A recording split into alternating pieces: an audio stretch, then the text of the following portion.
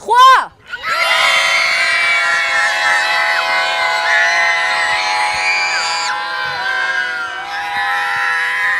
Cric, crac, croc. Mes histoires, c'est pas du toc. On attrape l'histoire et on souffle. Alors là, il faut imaginer une petite maison en pierre. Et dans la petite maison en pierre, il y a une vieille dame. Elle est tellement vieille qu'il y a tout son visage qui tombe par terre. Et c'est Néné aussi. Elle est très vieille, hein? Et cette dame, elle a une ferme. Alors qu'est-ce qu'il y a comme animaux, calmement, en levant la main, dans une ferme? C'est quoi? Les vaches. Des poules. Un coq. Eh ben, il a compris. Celui avec les grandes oreilles. Oui, il y en a encore plein d'autres, mais on va continuer, chouchou, d'accord? Et des chevaux. Eh ben, cette femme, elle a un coq qu'elle aime plus que tout. C'est son petit coq d'amour là. Oh, mon petit coquelinou, mon petit coquelinou. Oh là là, mais c'est lui mon petit coq, qu'est-ce qu'il est mignon. Oh, elle adore ce coq. Elle l'aime tellement qu'elle le laisse faire plein de bêtises. Oui. La nuit, il va dans sa chambre, il met des plumes dans ses habits et des cacas dans son lit. Ça vous dégoûte pas, ça? Si, quand même un peu. Le matin, il monte dans les étagères, il fait tomber les céréales, il les renverse dans toute la cuisine. Et il picore, il picore, il picore, il picore, il picore, il picore. Et la journée, il aime se promener sur les chemins. Et ce jour-là, ce coq, il trouve quelque chose par terre. Vous avez une idée? Non? Non, mieux que ça, une pièce en or. Une vraie qui brille. Alors il essaye de la manger, mais est-ce que ça se mange une pièce en or? Non, alors, comme ça, il essaye de la manger, mais ça marche pas. Alors, d'un seul coup, il se dit, il va acheter plein de graines. Alors il est content, il fait coucou. Mais au même moment arrive le roi. Il voit le coq et il lui dit, donne-moi ta pièce en or. Mais est-ce que vous le croyez? Le roi, le coq, il a envie de donner sa pièce en or?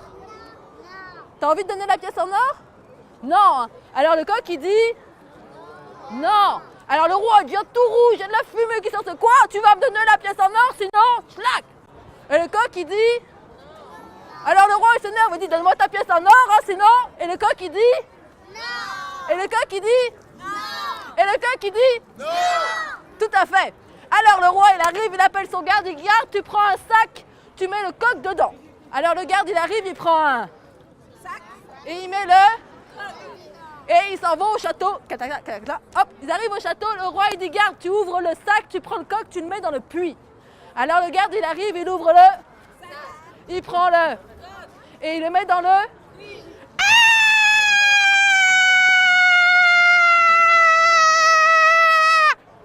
Plouf. Et le coq est dans l'eau du puits, mais vous croyez qu'il va rester là? Vous croyez qu'il va se laisser faire? Alors il avale grand son bec. Alors ouvrez tous vos becs.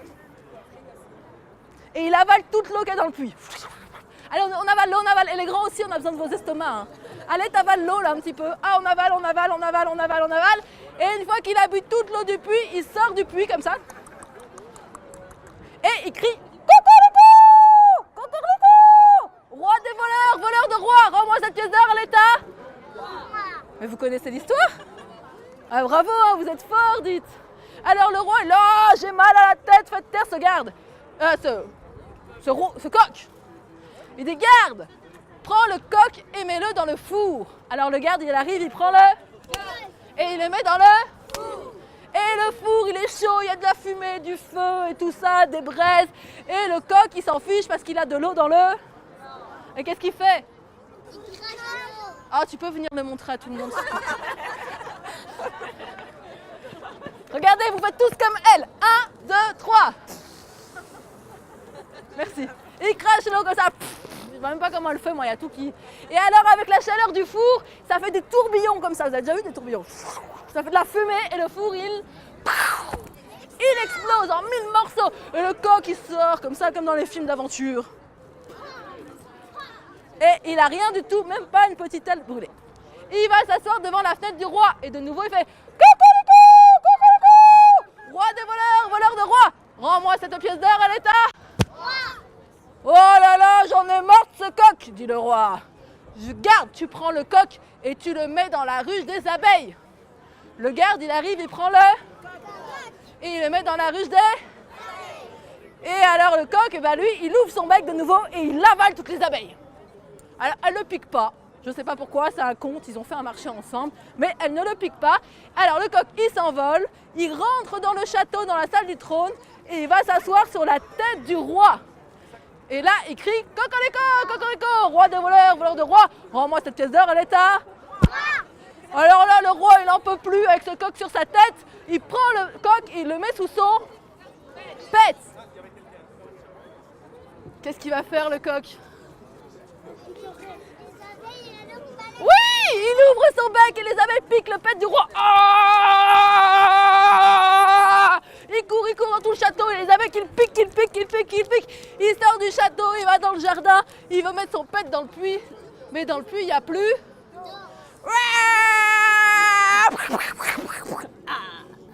Ah, garde. Ah, t'es là. Je ne veux plus voir ce coq. Ouvre la salle du trésor, qu'il prenne tout ce qu'il veut, qu'il s'en aille. On ouvre la salle du trésor. Il y a des bijoux, des diamants, de l'or, des jeux vidéo, des jouets, des habits, des couronnes. Qu'est-ce que vous auriez envie qu'il y ait là-dedans? De la nourriture, des jeux vidéo, voilà. Et il ouvre son bec. Alors ouvrez bien votre bec, c'est le moment d'ouvrir son bec. Et il avale tout. Il avale, il devient énorme comme ça. Et il rentre chez la petite vieille. Oui, viens nous montrer. Exactement, voilà, comme ça. Vous pouvez tous faire comme elle aussi. Il rentre chez la petite vieille, il est tout gros, tout fatigué. Comme ça, alors. C'est bien, comme ça, voilà. Exactement. Voilà, tout à fait. Et alors la petite vieille, elle est dans sa cuisine, elle est en train de couper des carottes comme ça. Mais c'est pas mon petit coq, ça? Ah bah t'as bien grand. Ah bah oui, ah bah t'as bien... Attends, vas-y, reviens. Ah bah t'as bien grandi quand même, hein, dis. Et là, le coq, il fait un gros vomi dans le jardin de la petite vieille. Alors la petite vieille est toute dégueulasse, pleine de vomi et tout, mais elle voit qu'au milieu du vomi, il y a de l'or. Alors elle appelle tout le village, tous les copains, ils viennent avec des seaux, ils lavent, ils frottent, ils nettoient, et tout le village devient riche. Et mon histoire est finie. Ça va? Tu vas t'acheter un coq, tu vas te demander à tes parents avant, ça vaut mieux. Vous voulez une autre? Alors, je vais juste remettre une écharpe sur ma gorge, sinon je vais avoir un petit problème. Voilà. Je peux? Attends, je dois faire attention, parce qu'il a mis un machin sur mon... Bon. Alors, vous êtes prêts? La formule magique. 1, 2, 3. Cric, crac, croc. Mes histoires, c'est pas du toc. On attrape l'histoire et on souffle. Viens, c'est une histoire difficile, tu vas m'aider. Viens. T'es au milieu, t'inquiète, je vais t'utiliser. Je l'ai pas encore faite. Non, mais lui, il a une bonne tête. Alors, tu veux être un prince, un roi, une princesse ou une grenouille? Tu verras après, tu fais n'importe quoi à côté, c'est bien. Alors, imaginons, il y a un royaume. Tu vois? Il y a un royaume et dans ce royaume, il y a un roi. Le roi, il a 3 garçons, 3 fils, mais il n'y a pas de maman. C'est comme ça arrive des fois. Et puis un jour, le roi est très malade et il dit à ses 3 fils qu'ils vont devenir rois un jour eux aussi. C'est chouette. Cool. Alors tu vois, il y a un très grand, très musclé, comme ça, très très fort. Vous savez faire des muscles? Regarde, musclé comme lui là, tu vois? Voilà, et alors il y en a un autre aussi qui est très très grand, très très fort, qui fait de la piscine. Et puis le troisième, il est un peu dans la lune. Tu vois, c'est un gars né au vent. Tu vois le genre? Je connais bien, oui. Tu connais bien, voilà, c'est un peu un... Et alors du coup, il dit, pour être roi, je vais vous donner une épreuve. Vous voulez faire une épreuve? Alors on a besoin de 3 rois, voilà. Alors hop, toi, voilà, toi, 3 princes, hop, 3 princes, hop, voilà. Alors tous les 3... Vous êtes les 2 très très forts, d'accord? Ah ouais, vous êtes très forts. Toi, tu te mets au milieu alors. Moi, je suis le très fort. Alors, le premier très fort, il prend son arc. Vas-y, il prend son arc, il le tire très très très très fort, très fort, et il l'envoie très très loin à l'ouest. Et il part en galopant, il court à l'ouest. Et il doit aller. Alors, j'ai pas dit ce qu'on devait aller chercher. Non, mais pas toi. Et alors, avant le roi, il dit à ses enfants, pour être roi, il me faut me ramener le plus merveilleux des tapis. D'accord? Tu dois aller chercher le plus merveilleux tapis. Toi, tu prends aussi ton arc. Là-bas. Vas-y, tire. Très très loin à l'est, tu vas chercher le plus merveilleux des tapis. Alors, le troisième, il prend son arc, il tire et puis bam, ça tombe, genre, ça traverse le château et puis il arrive au marécage. Mais je vais te lâcher parce que ça va être dur. Vas-y, tiens. Et il va là-bas, au marécage. Et voilà, et alors l'autre, il s'assile. Alors, bon, le troisième, vous l'avez compris, il aime bien se promener, il prend son arc, il fait comme ça, et à la fin, il a fait bouh, juste dans un marécage. Vous savez ce que c'est un marécage? Non? Un marécage, c'est un endroit où il y a beaucoup d'eau, où il y a des grenouilles, des crapauds, des serpents et tout ça. Alors il rentre là-dedans. Et là, la flèche, elle a soulevé une petite trappe. Et dans la trappe, il y a un grand escalier tout noir, comme ça. Où il fait tout gluant, tout sombre, tout noir. Alors lui, il n'a pas peur et il commence à descendre. Il descend et il entend juste le bruit des gouttes de pluie, comme ça, qui font plic, ploc, plic, ploc, plic, ploc, plic, ploc. Et alors il respire, mais il est sous la terre, il n'est pas sous l'eau, il est sous la terre. Et là, il y a un grand tunnel, et au fond du tunnel, il y a une espèce de grosse maman crapaud, comme ça, avec plein de pustules. Quoi, quoi.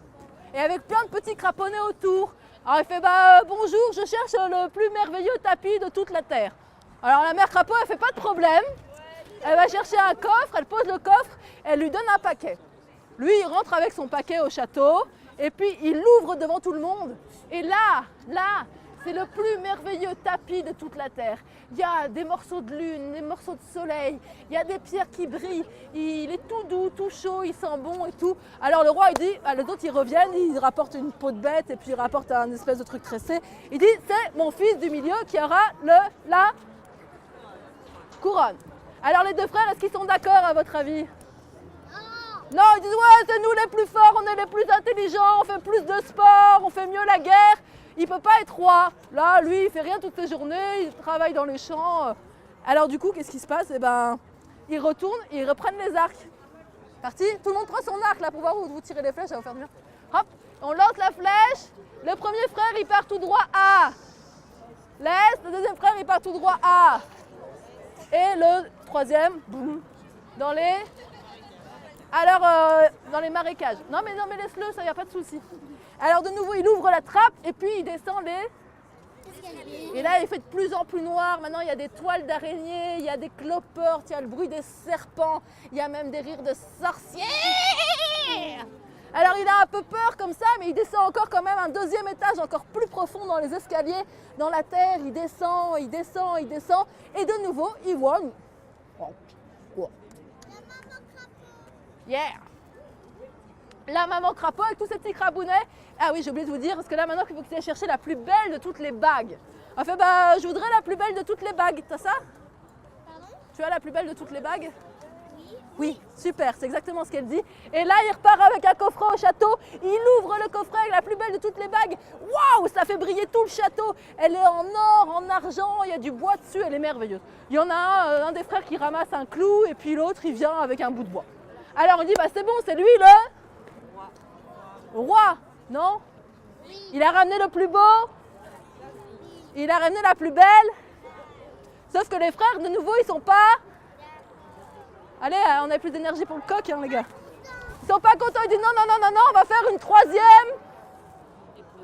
épreuve. Alors il tire à l'arc, c'est parti. Alors d'abord il dit, qu'est-ce qu'on va trouver? Il faut trouver la plus belle de toutes les femmes. Alors les deux frères musclés, ils disent, c'est facile. Mais l'autre, il a un peu... Alors, il y en a un qui tire à l'est, il y en a un qui tire à... Et il y en a un autre dans le marécage. Alors, il arrive... Vas-y, viens. Vas-y. Il arrive, il ouvre la trappe.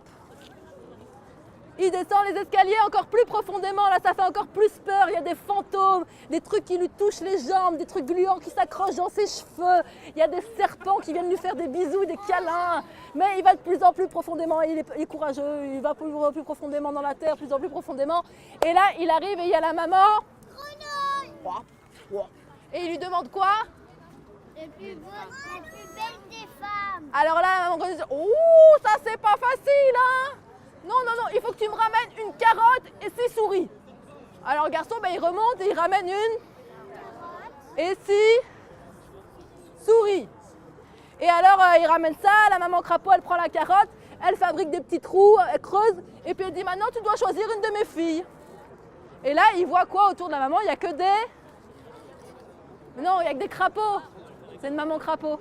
Alors il se dit mais je ne vais pas prendre un crapaud pour femme. Vous auriez envie d'avoir un crapaud pour femme? Qui a envie d'avoir un crapaud pour femme ici? Vous avez envie d'avoir un crapaud pour femme?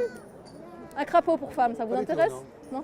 Qui a envie d'avoir un crapaud pour femme? Mais si c'est un garçon, mais il a qu'à l'embrasser, ça Ah, mais non. Mais alors du coup, il prend au hasard une des crapottes, il la met dedans, il dit maintenant tu vas attendre ce soir et tu verras, ta femme va arriver.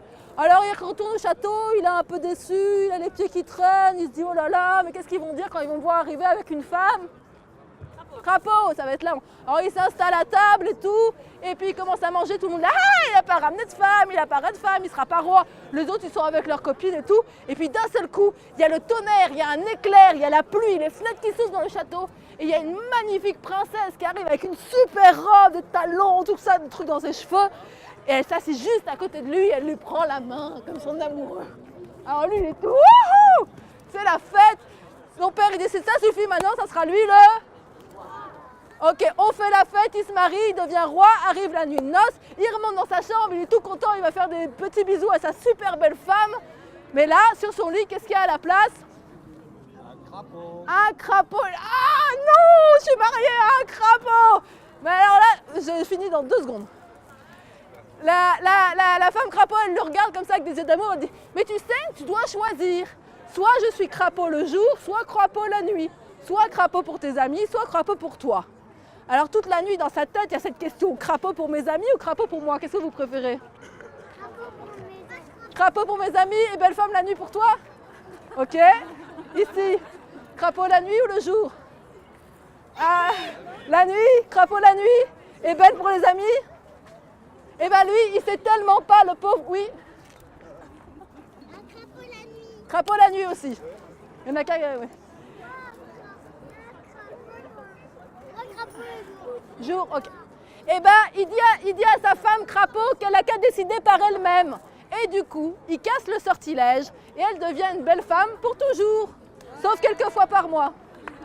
Merci.